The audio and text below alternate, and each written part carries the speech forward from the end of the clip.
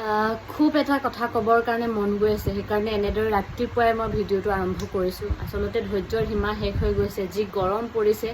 আৰু বতৰকো আমি দুখ দিব নোৱাৰোঁ, কাৰণ বতৰৰ কাম বতৰে কৰিছে, আমি তাত একো কৰিব নোৱাৰোঁ। কিন্তু আমাৰ গাতো হয়তো কোনোবাখিনিত ভুল আছে যে আমি গছবিলাক কাটি পেলাইছোঁ, কোনোদিন গছ ৰুবলৈ চেষ্টা কৰা নাই। মামাই বাৰু 10,000 টকা দি গছপুলি ৰোৱালে, কিন্তু সেই গছপুলি কিমান দিনলৈকে জীয়াই থাকে সেইটো কেৱল মামাইহে জানিব, কাৰণ যেনেকুৱা ধৰণৰ গছপুলি দিছে সেয়া মই মোৰ ঘৰতে দেখিছোঁ। গতিকে এই বিষয়টোত মোক একেবাৰে মাত মাতিবৰ কাৰণে অধিকাৰ নাই, কিন্তু আজি মাত মাতিবৰ কাৰণে বাধ্য হৈ পৰিছোঁ। ক'বলৈ ওলাইছোঁ যে আমাৰ ৰজাৰ ঘৰত বিদ্যুৎ বিভাগৰ যিগৰাকী মন্ত্ৰী আছে, তেখেতে বাৰু আমাৰ সমস্যাবোৰ কেতিয়াবা সমাধান কৰিবলৈ চেষ্টা কৰিবনে? কেৱল আমাৰ সাধাৰণ মানুহখিনিক স্মাৰ্ট মিটাৰ দিয়েই দায়িত্ব সামৰিব নেকি? তেনেকুৱা হৈছে নেকি? আমাৰ অসমখনত বহুত সমস্যা আছে, তাৰে ভিতৰত কিন্তু এই বিদ্যুৎ বিভাগৰ সমস্যাটো কিন্তু এটা সৰু সুৰা সমস্যা হৈ থকা নাই আজিৰ যুগত। কাৰণ স্মাৰ্ট মিটাৰ দিয়ে আমাৰ সকলোবিলাক সমস্যা সমাধান কৰি দিছোঁ বুলি আপোনালোকে নাভাবিব। ৰজাঘৰীয়াক মই অনুৰোধ জনাব বিচাৰিছোঁ। আৰু এই স্মাৰ্ট মিটাৰ নামত যি আমাৰ অসমত কাহিনী হৈ আছে, সেই কাহিনীবিলাক হয়তো আমি স্বচক্ষে সকলোৱে দেখি আছোঁ।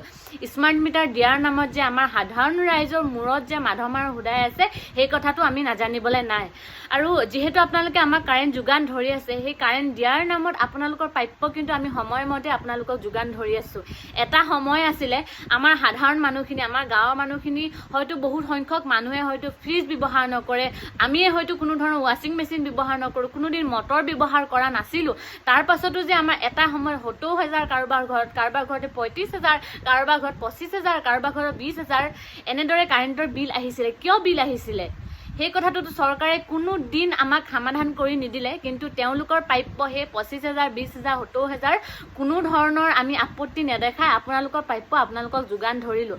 তাৰ পাছতো কিন্তু আপোনালোকে আজিলৈকে আমাক কাৰেণ্টটো কিয় আপোনালোকে সময়মতে দিব নোৱাৰিলে? এনেকুৱা গৰমত এজন মানুহ যেতিয়া কাম কৰি ঘৰলৈ সন্ধিয়া ঘূৰি আহে, তেখেতক জিৰণি ল'বৰ কাৰণে অকণমান শান্তিৰ প্ৰয়োজন হয়। সেই শান্তিৰ কাৰণে এনেকুৱা গৰমত ফেনখনৰ বতাহটো প্ৰয়োজন হয়, কাৰণ আমি দিনত হ'লে গছ তলে বাঁহ তলে থাকি আমি আমাৰ জীৱনটো চলাই নিব পাৰিম, কিন্তু ৰাতি হ'লে সেই মানুহজন কলৈ যাব?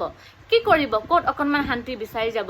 গতিকে এই কথাখিনি মই চৰকাৰক অনুৰোধ জনাব বিচাৰিছোঁ, যাতে সাধাৰণ ৰাইজৰ সেই সাধাৰণ কথাখিনি সমস্যাখিনি সমাধান কৰক। কাৰণ অকল ইলেকশ্যনৰ সময়ত আমাক ভোট বিচাৰি আহিলে হয়তো আমাৰ সেই বহুমূলীয়া ভোটটো দি আপোনাক জয়যুক্ত কৰিবৰ কাৰণে আমাৰ অন্তৰে সেইখিনি নক'ব। যদি আপোনালোকে আমাৰ সাধাৰণ ৰাইজৰ সেই সমস্যাখিনি চকুৰে দেখিও যদি কোনোদিন মাত নামাতি চকু মুদা কুলিৰ দৰে যদি আপোনালোকে আছে, তেতিয়াহ'লে খুব এটা ডাঙৰ ভুল কৰিছে। মই এই সুযোগতে আমাৰ সন্মানীয় মন্ত্ৰী মুখ্যমন্ত্ৰী ডক্টৰ হিমন্ত বিশ্ব শৰ্মা ছাৰক অনুৰোধ জনাব বিচাৰিছোঁ, আপুনি যিহেতু সৰু বৰ সমস্যা সকলোতে ফেচবুক লাইভৰ জৰিয়তে আজিকালি মানুহখিনিৰ ওপৰত আপুনি প্ৰচাৰ কৰিবলৈ আগবাঢ়ি আহিছে, গতিকে এই সমস্যাটোৰ বিষয়ে আপুনি কিয় মাত মতা নাই? কেৱল মাত্ৰ স্মাৰ্ট মিটাৰৰ কথা কৈ থাকিলেতো নহ'ব। গতিকে মই অনুৰোধ জনাইছোঁ, এই বিষয়টোৰ ওপৰত আপুনি অতি সোনকালে কিবা এটা আমাক সমাধান দিয়ক, নহ'লে মানুহবিলাক কিন্তু বহুত বেয়া এটা পৰিস্থিতিলৈ গৈ আছে। ধন্যবাদ।